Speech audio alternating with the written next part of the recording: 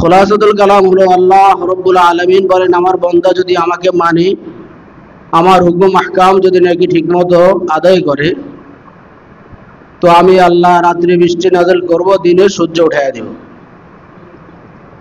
রাত্রে সুন্দরভাবে আরাম করতে পারবে আর দিনে সমস্ত কাজগুলিকে আঞ্জাম দিতে পারবে।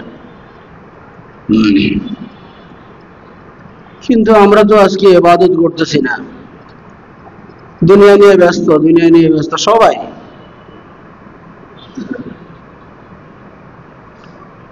তার কারণ আল্লাহ যে একজন আছে, অনেকজনই এটা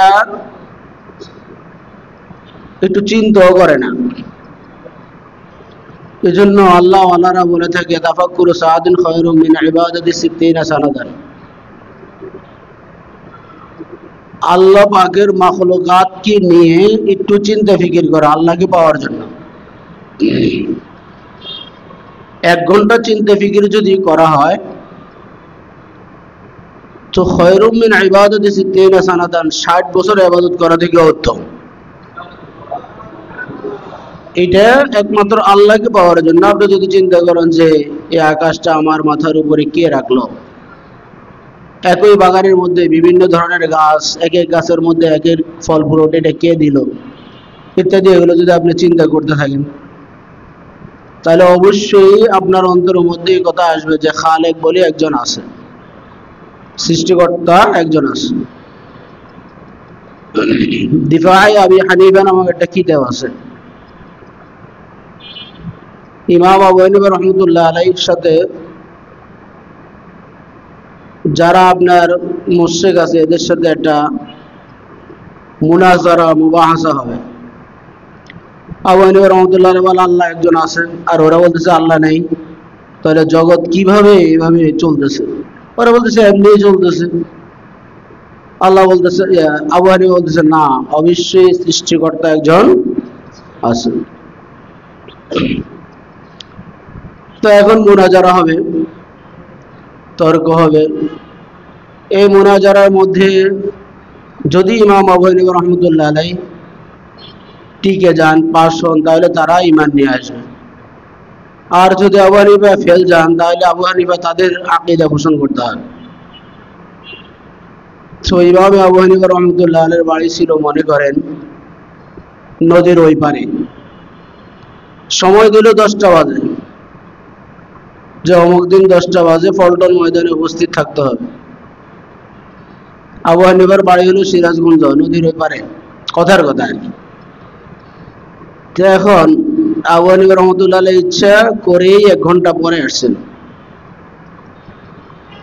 এখন 1 ঘন্টা পরে যখন আসলো, এখন এরা বিভিন্ন রকমের গাল দেওয়া শুরু করছে। কারণ মোল্লাদের যদি একটু ত্রুটি হয়, তো কত প্রকারের গাল যে শুনতে হয় আল্লাহই কো মালুম। মানে আবু হানিফা তো মোল্লা মানুষ, বিভিন্ন করে গাল দিচ্ছে যে মোল্লাদের কথা ঠিক নাই, কাজ ঠিক নাই, 10টা বাজে আসবে বলছে, আসছে 11টা, বিভিন্ন রকম কথা বলছে। তো ইমাম আবু হানিফা রহমতুল্লাহ আলাইহি বলতেছে, ভাই আপনারা তো আগে আমাকে জিজ্ঞেস করবেন যে আমি কেন দেরিতে আসলাম। তোকে যাও মোল্লা, বলো কি জন্য দেরিতে আসছো কও। তো আবু হানিফা রহমতুল্লাহ আলাইহি বলতেছেন, দেখেন আমার বাড়ি তো নদীর ওই পারে, তা আমি ঠিক মতো আসছিলাম নদী পার হব, কিন্তু কোনো নৌকা পাচ্ছিলাম না, নৌকা নাই, কাস্তি নেই, কিচ্ছু নেই। তো বললো, তাহলে এখন কিভাবে আসছো? তো বলতেছে, দেখলাম যে নির্দিষ্ট টাইমের পরে বাগানের একটা গাছ নিজেই ছিঁড়ে গেছে, কাঠ হয়ে গেছে, সেটা আবার নৌকাতে পরিণত হয়েছে, আমার সামনে চলে আসছে, তা আমি ওই নৌকা দিয়ে পার হইলাম। এটা বলার পরে এখন ওরা বলতেছে, তুমি কি পাগল নাকি? গাছ নিজেই ছিঁড়ে কাঠ হয়ে যাবে, আবার মিস্ত্রি ছাড়া এটা নৌকা হয়ে যাবে, এটা কি পাগলামি কথাবার্তা বলতেছো? তো ইমাম আবু হানিফা বলতেছেন যে কথা তো এখানেই, একটা গাছ যদি নিজে নিজে ছিঁড়ে যদি নৌকায় পরিণত হতে না পারে, তাহলে বিশাল আকাশ আল্লাহ পাক সৃষ্টিকর্তা ছাড়া, আল্লাহ ছাড়া কেমনে এটা দাঁড়িয়ে আছে? বুঝতে পারছেন? একটা গাছ যদি নিজে নিজে চিরে কাঠ হয়ে নৌকায় পরিণত না হতে পারে, তাহলে আসমান জমিন নবমণ্ডল ভূমণ্ডল যা আছে এগুলি এমনি কিভাবে হলো? এটাও তো একজন মিস্ত্রি আছে, ওই মিস্ত্রির নাম হলো খালিক। আল্লাহু খালিকুস শামসি ওয়াল কমার, আল্লাহু খালিকুস সামাই ওয়াল আরদি। সূর্য চন্দ্রের সৃষ্টিকর্তা আল্লাহ, আসমান জমিনের সৃষ্টিকর্তা কে? আল্লাহ। কিন্তু আমরা তো আমাদের সময়গুলো দুনিয়ার পিছিয়ে লাগাচ্ছি। আর দুনিয়ার মূল্য আল্লাহর কাছে 1 দিরহাম, মনে করেন আমাদের দেশের এখন 1 টাকা আর কি, আমরা যেটা 1 টাকা গুলি শুনে, এই 1 টাকার মূল্য আল্লাহর কাছে দুনিয়ার মূল্য নাই, দাম নাই। দুনিয়ার দাম আল্লাহর কাছে 1 টাকা পরিমাণও নেই। عن جابر رضي الله تعالى عنه أن رسول الله صلى الله عليه وسلم مر بجد نسك ميت قال أيكم يحب أن هذا له بدرهم فقالوا ما نحب أنه لنا بشيء قال فوالله للدنيا أهون على الله من هذا عليكم। দুনিয়ার মূল্য আল্লাহর কাছে কিছুই নেই। হযরত জাবের রাদিয়াল্লাহু তাআলা আনহু থেকে বর্ণিত, উনি বলেন রাসূলুল্লাহ সাল্লাল্লাহু আলাইহি ওয়াসাল্লাম একবার যাচ্ছিলেন। তা আমরা পথের মধ্যে যখন কোনো একটা পথ দিয়ে যখন অতিক্রম করি, তো অনেক সময় দেখা যায় রাস্তার পাশে মৃত বকরির বাচ্চা পড়ে থাকে, গরু পড়ে থাকে, বিভিন্ন জিনিস পড়ে থাকে।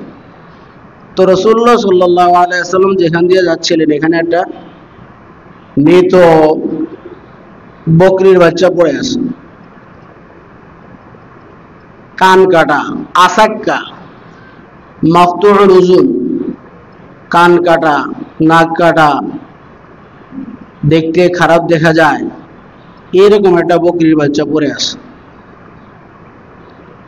তো রাসূলুল্লাহ সাল্লাল্লাহু আলাইহি ওয়াসাল্লাম সাহাবায়ে কেরামকে বললেন, আইয়ুকুম ইউহিব্বু, তোমাদের মধ্যে হতে কেউ কি চাও, কে পছন্দ করো যে 1 টাকা দিয়ে এই বকরির বাচ্চাটা কিনে নিবা? আইয়ুকুম ইউহিব্বু আন্না হাদা লাহু বিদিরহামিন, তোমাদের মধ্যে কেউ কি পছন্দ করো যে 1 টাকা দিয়ে এই বকরির বাচ্চা, মৃত বকরির বাচ্চা, কান কাটা, নাক কাটা মৃত বকরির বাচ্চা, এটা তোমরা খরিদ করে নিবে? ফাকালু মা নুহিব্বু আন্নাহু লানা বিশাইইন, সাহাবায়ে কেরাম বললেন, ও আল্লাহর রাসূল, আমরা এটা কোনো জিনিসের বিনিময় দিয়ে এটা আমরা নিব না, এমনি দিলেও তো নিব না। এই বকরির বাচ্চা, মুর্দা বকরির বাচ্চা দিয়ে কি করবো? এমনও আমরা নিব না। টাকা তো দূরের কথা, এমনও নিতে রাজি নয়। তো রাসূলুল্লাহ সাল্লাল্লাহু আলাইহি ওয়াসাল্লাম বললেন, ফাওয়াল্লাহু লাদ-দুনিয়া আহওয়ানু আলাল্লাহি মিন হাদা আলাইকুম। আল্লাহ রাসূল বললেন, অবশ্যই দুনিয়াটা আল্লাহর কাছে এই বকরির বাচ্চার থেকেও কম মূল্য। দুনিয়াটা আল্লাহ পাকের কাছে এই বকরির বাচ্চা যেরকম তোমাদের কাছে কোনো মূল্য নেই, আল্লাহ পাকের কাছে এই দুনিয়ার কোনো মূল্য নেই। আল্লাহ পাকের কাছে এই দুনিয়ার কোনো মূল্য নেই। তাহলে যেই জিনিসের মূল্য নাই, ওই জিনিসকে কামাই করার জন্য, অর্জন করার জন্য সকাল থেকে সন্ধ্যা পর্যন্ত আমাদের সব মেহনতকে আমরা খরচ করতেছি। আর যেই জিনিসের মূল্য আছে, এর পিছনে কোনো সময় ব্যয় করতেছি না। নামাজ পড়া, কোরআন শরীফ তেলাওয়াত করা, আপনি বিফাহমিন আও বিলা ফাহমিন, কোরআন শরীফ বুঝে পড়েন অথবা না বুঝে, প্রতিটা অক্ষরে 10টা করে নেকি পাওয়া যায়। তাহলে কত ফায়দা। এরপরে 2 রাকাত নামাজ পড়ে আল্লাহর দরবারে যে কোনো জরুরতের জন্য আপনি চাইবেন, আল্লাহ তাআলা আপনার জরুরত পূরণ করুন। মিশকাতের মধ্যে একটা হাদিস পড়েছিলাম এই দিন। এক সাহাবী গরিব ছিল, ঘরে কিছু নেই। তো ঘরে কিছু নাই, এখন স্ত্রী পুত্র এগুলো দেখা যাচ্ছে কান্নাকাটি করতেছে। তো উনি চলে গেছে ইলা সাহরা, ময়দানের দিকে চলে গেছে, নির্জনে আল্লাহর কাছে কাঁদবে। গেছে নির্জনে যায় আল্লাহর কাছে কাঁদতেছে, আল্লাহ ঘরে তো কোনো খাবার নাই, স্ত্রী পুত্র এগুলো কাঁদতেছে, আল্লাহ তুমি ব্যবস্থা করে দাও। খুব কাঁদছে আল্লাহ দরবারে, 2 রাকাত নামাজ পড়ে কাঁদছে। কেঁদে এরপরে বাড়িতে আসছে, আয়সা স্ত্রীকে বলতেছে কোনো ব্যবস্থা হয়েছে কিনা। তো স্ত্রী বলছে হয়েছে। তো বলতেছে কোত্থেকে হয়েছে, খাবারের ব্যবস্থাটা কোত্থেকে হলো। তো স্ত্রী বলতেছে মির রব্বিনা, আমাদের প্রভুর পক্ষ থেকে হয়েছে। তো বলতেছে আমাদের প্রভুর পক্ষ থেকে হয়েছে, কিভাবে হয়েছে তুমি একটু আমাকে ঘটনাটা বুঝিয়ে বলো। তো স্ত্রী বলল, দেখেন আপনি যখন বাড়ি থেকে চলে গেছেন, আমাদের ছেলে মেয়েগুলো কাঁদতেছিল খাবারের জন্য। তো ঘরেতে কিছু নাই আমি জানি, তখন আমি চলে গেলাম। ওই যে আগে তো দেখা যাচ্ছে যে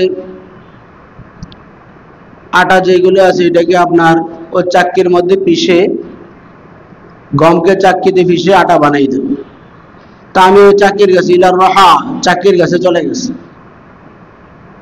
কি সেখানে 2টা পাট্টা থাকে, নিচে একটা উপরে একটা, মাঝখান দিয়ে আপনার গম দিতে হয়। তো আমি নিচেরটার উপরে উপরেরটা বসাইছি, গম তো নাই, কিচ্ছু নাই। এরপরে ছেলে মেয়েদেরকে দেখাচ্ছি যে আমি তোমাদের জন্য গমটা পিষে আনতেছি আটা।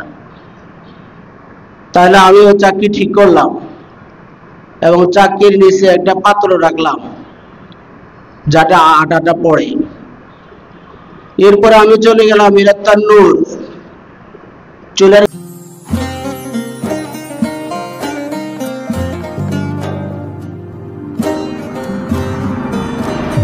আলামান, সত্য ও ইসলামের বাণী পৌঁছে দিচ্ছে প্রতিদিন।